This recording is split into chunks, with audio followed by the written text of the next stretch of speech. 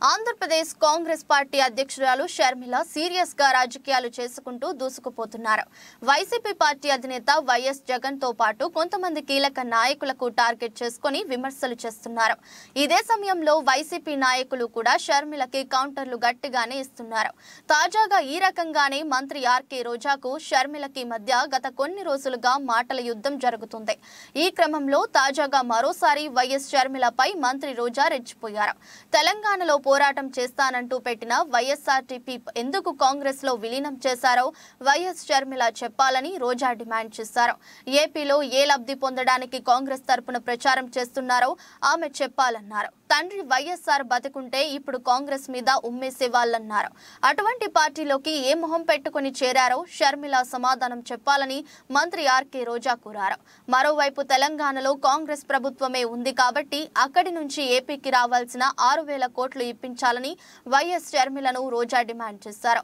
అలాగే ఉమ్మడి ఏపీ నుంచి రావాల్సిన 1,80,000 కోట్ల ఆస్తులు కూడా రాబట్టాలని కోరారు. అంతకుముందు షర్మిల రోజా గతం మర్చిపోయావా అని మండిపడ్డారు.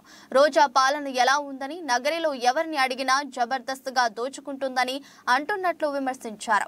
రోజా సోదరులు ఇద్దరు ఆమె భర్త కూడా మంత్రిగా ఫీల్ అవుతున్నారని ఎద్దేవా చేశారు. ఇసుకను మట్టిని కూడా వదలకుండా దోచుకుంటున్నారని మండిపడ్డారు. అనంతరం సీఎం జగన్ పై షర్మిల మరింత సీరియస్ వ్యక్తులు చేశారు. జగన్ ఓ నియంత, త్వరలోనే గద్దె దింపుతానని ఇది నా శపథం అంటూ వ్యాఖ్యలు చేశారు.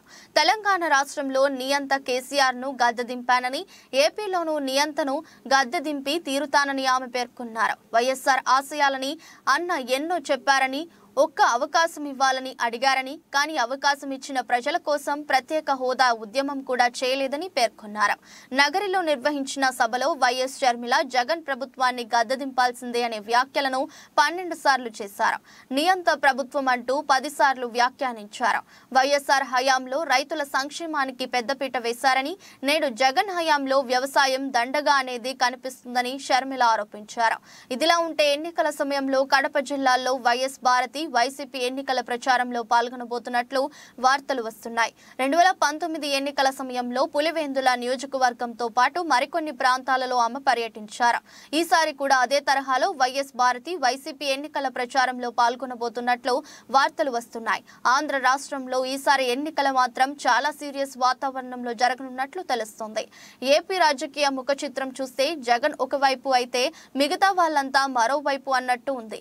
ఇటువంటి పరిస్థితులలో కాంగ్రెస్ పార్టీ అధ్యక్షురాలిగా షర్మిల చేస్తున్న వ్యాఖ్యలు సంచలనంగా మారుతున్నాయి.